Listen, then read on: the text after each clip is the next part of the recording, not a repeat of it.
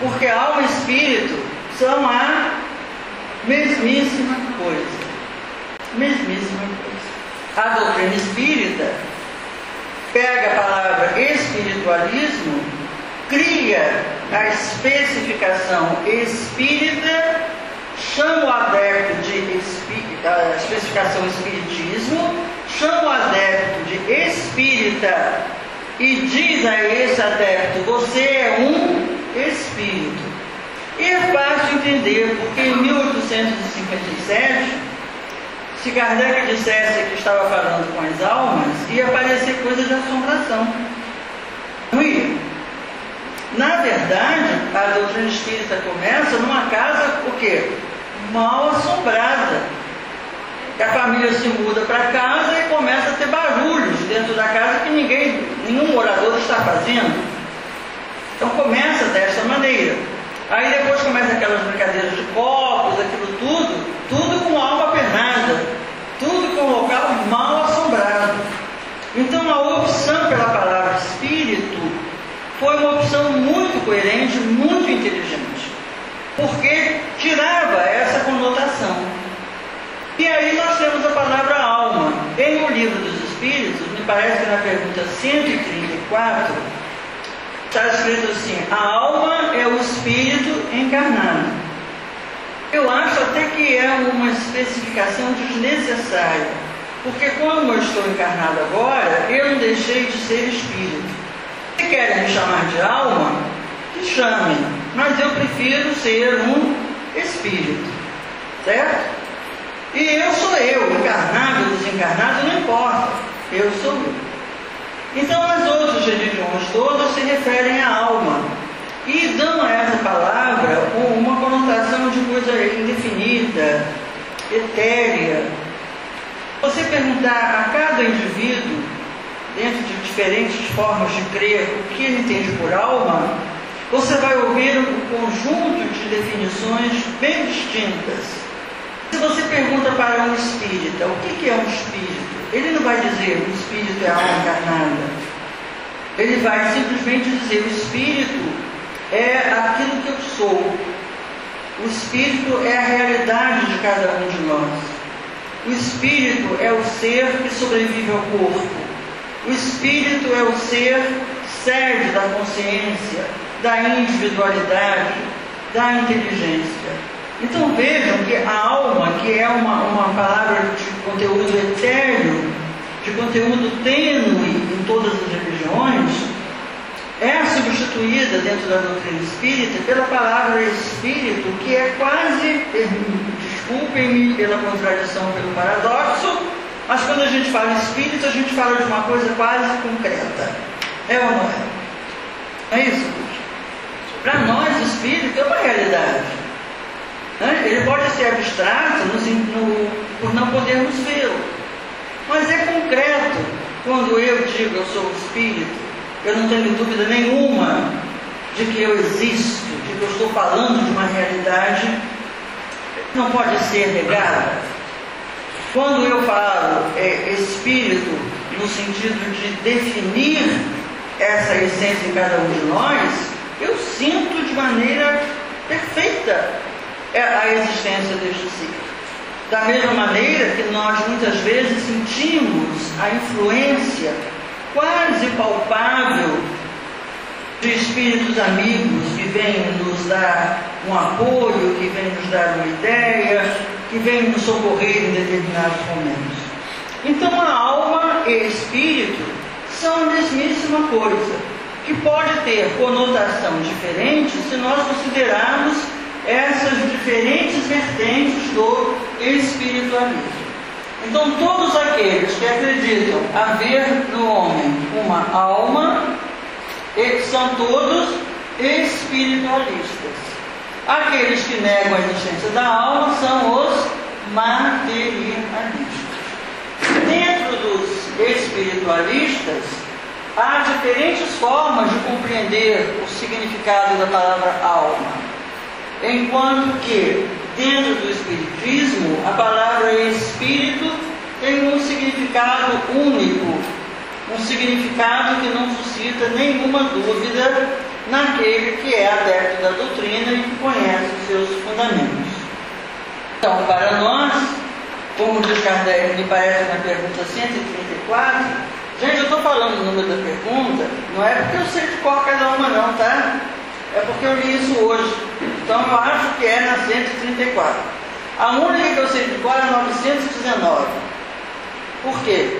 Porque a 919 é aquela que a gente pergunta, o Kardec pergunta aos desencarnados o que se deve fazer para se buscar viver adequadamente. E aí Santo Agostinho responde: faça como eu fazia quando estava encarnado, a cada noite, papapá, papapá. Como a pergunta é muito interessante, a resposta é brilhante, eu gravei para sempre. É o 919. Quem quiser, chega hoje a casa e confira. E essa 134 que eu acho que é porque eu li hoje, tá bom? Não tenho preocupação nenhuma em dizer Livro dos Espíritos, pergunta número tal. Não se preocupem com isso. Saibam o conteúdo do livro. O número da pergunta é irrelevante, tá bom? Mas eu acho que é na 134. Está escrito lá que a alma é o espírito encarnado. Sinceramente, tem necessidade dessa distinção? Nenhuma. Quem pode mais, pode menos. Então, por que eu posso ser um espírito pleno e vou me subordinar, a me apequenar para me chamar alma? Não vem ao caso. E o que é uma coisa e outra? Alma e espírito, na verdade, é o ser que nós somos, não temos, o ser que nós somos, uma individualidade circunscrita por um corpo espiritual chamado perispírito, imperecível, eterno, perfectível, que estamos em caminhadas terrenas de progresso moral. E o progresso moral é mais uma base da doutrina espírita. Quando eu falei lá no início, precisamos nos ver como espíritos, e isso obriga a mudança, nós estamos então transitando no âmbito da moral. Porque ao perdermos a oportunidade de fazermos a agiotagem para o futuro espiritual, ao deixarmos de poder viver para um futuro pós-morte, nós temos que obrigatoriamente trazer toda a nossa vida para este momento presente. Este momento é tão importante que o nome dele é presente. E neste momento presente eu posso tudo em relação a mim. Eu posso me impor quantas mudanças eu queira. Eu posso me transformar numa outra pessoa. Porque eu posso ir tirando de dentro de mim toda essa perfectibilidade que eu trago. Isto vai ser tirado e exibido por mim na rapidez que eu queira. Eu não sou pouco virtuosa porque haja impedimentos para que eu me torne mais virtuosa. Eu estou sendo pouco virtuosa porque eu estou me recusando a ser mais. Quando eu quiser, poderei ser mais. E quando eu acredito que eu sou um espírito eterno, eu passo a poder. Eu deixo de querer e passo a poder, porque esta crença me fortalece, essa crença me impulsiona, essa crença me dá resignação, me dá aceitação, e tudo isso me fortalece. Então, quando isso tudo se transforma em mudança de conduta, eu passo a viver o que se chama de consequências morais e filosóficas da doutrina espírita, que é inerente à base dessa doutrina. O Espiritismo é uma ciência de conteúdo religioso, moral e filosófico. Não dá para separar esses três aspectos, é impossível separar. Então, a moral que nós estamos falando não é a moral mundana, não é aquela moral que o mundo organiza e a qual eu devo me submeter para ser aceita no grupo social. Porque esta moral é humana, esta moral muda, Cada civilização, a cada tempo, tem uma forma moral de ser. Mas a consequência moral em relação à doutrina espírita é a moral interna, é a moral pessoal. É aquele compromisso que cada um firma consigo mesmo. É aquela circunstância, aquele momento de inflexão da vida em que eu começo a querer acertar, não porque eu temo o que os outros dirão, mas porque existe em mim uma motivação interna, uma mola me impulsionando por minha própria vontade para que eu me modifique. Então, nós estamos hoje retomando o estudo da nossa doutrina em relação ao Livro dos Espíritos. Também estamos, à medida que o estudo permite, trazendo o Evangelho desde o seu princípio, e é um momento muito propício para nós fazermos essa reflexão. O que significa ser espírita? Quando eu aderi à doutrina espírita, o que eu estava esperando?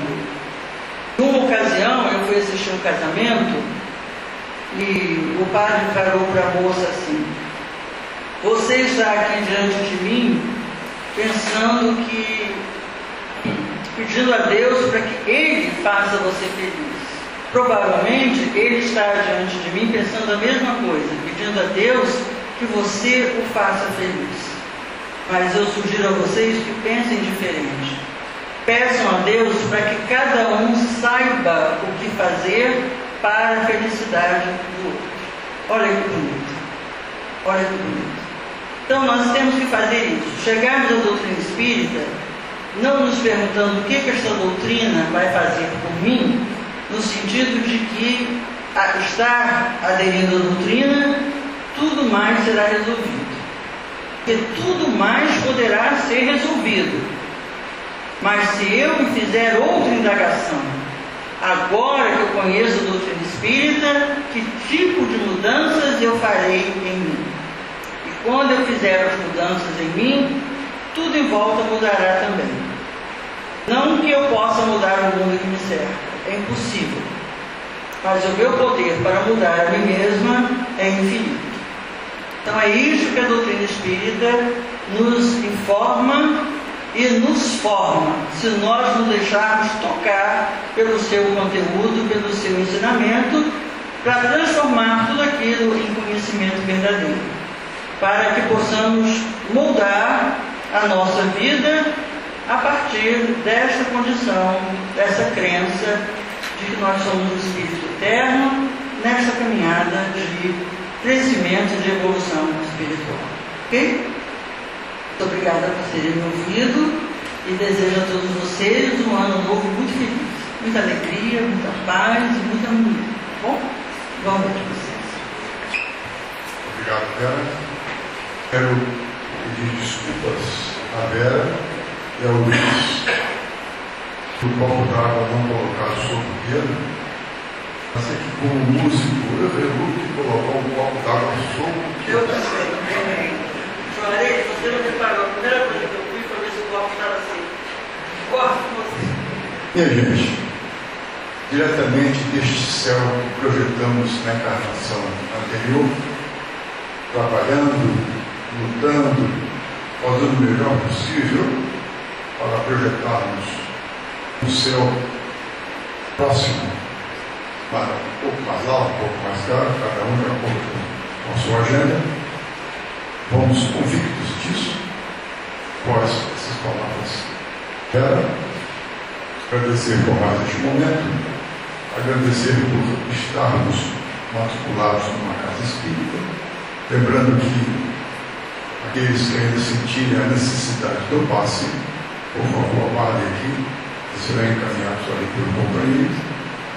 Essa recomendação, esse lembrete, em função do fato de que, a partir do momento